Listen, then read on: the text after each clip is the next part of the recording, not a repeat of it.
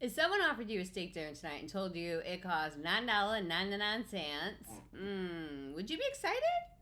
Or would your first thought be, what's wrong with it? That would certainly be my first thought. Because let's be honest, nobody walks into a steakhouse looking for the cheapest filet on the menu. They walk in expecting quality, and quality has a price. That's right. Now let's flip it. If you're looking for a surgeon or a financial advisor or someone to help you grow your business, one charges $500, one charges $50,000 without knowing anything else. Who do you assume has more experience, more confidence, more results? Exactly. Price tells a story long before your marketing ever gets a chance to. And that's the conversation we're having today. Because one of the biggest mistakes entrepreneurs make is thinking, if I lower my prices, more people will buy. Sometimes they will, but they probably won't be the people you actually want to work with. Yes. One of my favorite examples of this comes from Payless, the shoe store. Years ago, they ran a fascinating experiment. They opened a fake luxury boutique. Beautiful displays, elegant lighting, minimalist branding, the kind of place where you'd expect to spend hundreds of dollars on a pair of shoes. They invited fashion's top influencers to shop. People browsed the displays, picked out shoes, talked about the incredible craftsmanship, praised chef's kiss the design, and gladly paid premium prices. And here's the twist. The shoes, they were Payless shoes. The exact same shoes they could buy for under $20. Oof. Nothing changed about the product. Only the presentation, only the perceived value, only the price change. Yeah. That's the lesson. People don't just buy the products, they buy based on expectations. Yeah. And cheap prices create doubt. Yeah, that's right. Think about your own buying habits. When something seems dramatically cheaper than everything else, more often than not, you don't celebrate. You actually go, why is that so cheap? Is something missing? Is it broken? Is the quality bad? Am I going to regret this? Cheap does not always create confidence in a buyer. Sometimes, actually more often than not, it creates suspicion. We see this with our clients all the time. Someone comes to us with an incredible offer, amazing results, years of experience, but they're charging a fraction of what everyone else charges, and then they wonder why people keep asking for discounts. Yes. Because the market is taking its cue from them. If you don't believe your work is valuable, why should your clients? Yeah, why should they? Look, if you want premium buyers, you have to realize that they think differently. They're not asking, how little can I spend? Yeah, no. They're asking, will this solve my problem? Will this save me time? Can I trust this person? What kind of experience am I going to have?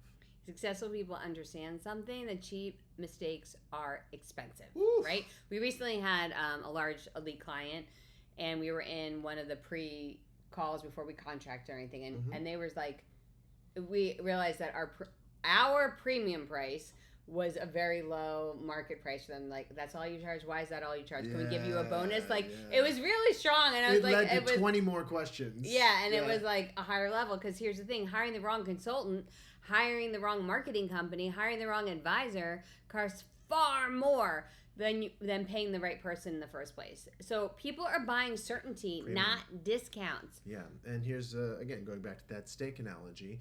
Imagine two restaurants. One serves filet mignon for $12. The other serves filet mignon for $95. Neither tells you anything else. Which one are you choosing for an anniversary dinner? I'll take what's behind door number 2, Chuck. Yeah, the expensive door, exactly. The higher price creates an expectation of quality. The lower price, that just creates questions, especially when it comes to beef. Yeah, now, does that mean expensive automatically means good? Of course not. No. But perception matters, especially before someone has experienced your work. Price is part of your positioning. Whether you realize it or not, you have to stop competing on price. Amen. One of the fastest ways to build a difficult business is trying to be the cheapest. It's impossible. It's a race to the bottom because someone will always be willing to go lower. Always. That is a race you will never win.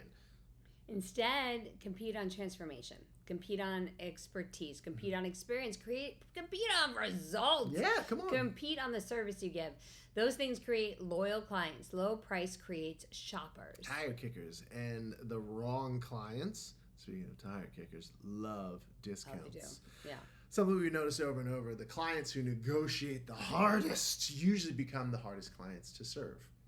They're the ones questioning every single invoice. And look, there's nothing wrong with going through line by line on the invoice, but look, Every meeting, every recommendation, every decision. Meanwhile, our premium clients, they ask better questions. They move faster. They implement. They value expertise. They're buying outcomes, not hours. Yeah, because the price isn't the problem. When people say, no one can afford my price, usually that's not the real issue. The issue is they haven't clearly communicated the value. What do we mean by value? It's the solution to that problem that someone else has, because people spend extraordinary amounts of money every single day on watches, cars, vacation, just reno your kitchen, golf memberships, private schools, handbags. People buy expensive things constantly, but here's the kicker: when they believe that thing is worth it.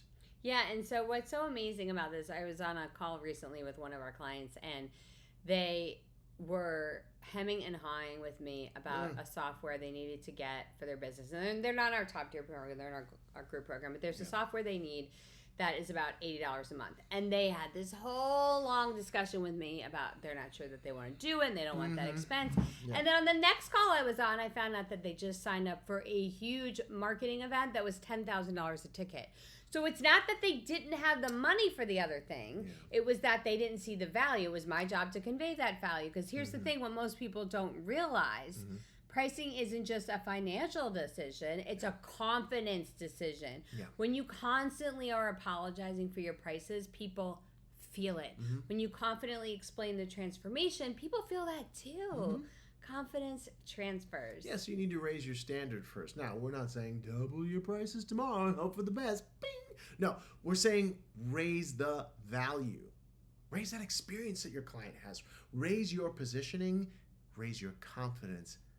Then raise your price. Premium pricing comes with premium responsibility. Ooh, it's kind of like a Spider-Man thing. Yeah, better communication. Like, so before we headed out to Europe, what did I do? I did a comprehensive update for every single one of our elite clients, telling them the status for all their projects, how their timeline still works with us being out of the office. Let them know. I let them know far before we left that what we were doing. And that's important because when you're charging premium prices, you need to give a premium service. So it's better communication, better onboarding, better client experience, better follow-up, better results. So if you're going to charge more, become worth more. And then communicate that value relentlessly. Yeah, and here's the mindset shift. Stop asking, what can I charge? Yeah. And start asking, what transformation am I creating? Because transformation, A, is what people want, and it has tremendous value. Yeah, people don't buy coaching, they buy confidence. They don't buy marketing, they buy growth. They don't buy consulting, they buy clarity. They don't buy masterminds, they buy access, community, perspective, acceleration. That's what people are willing to pay for. So here is your challenge. Yeah, this week, take a hard look at your pricing and ask yourself, is it priced to attract the clients I want? Or is it priced because I'm afraid people will say no? Because here's the truth. If you're trying to build a premium brand while charging bargain basement prices, you're sending two completely different messages. And confused people don't buy. It's the truth. The goal isn't to become expensive for the sake of being expensive. The goal is to position yourself in a way that reflects the value you actually deliver. Yeah, the right clients aren't looking for the cheapest option. They're looking for the best investment. So stop trying to win the price war. Win the value conversation.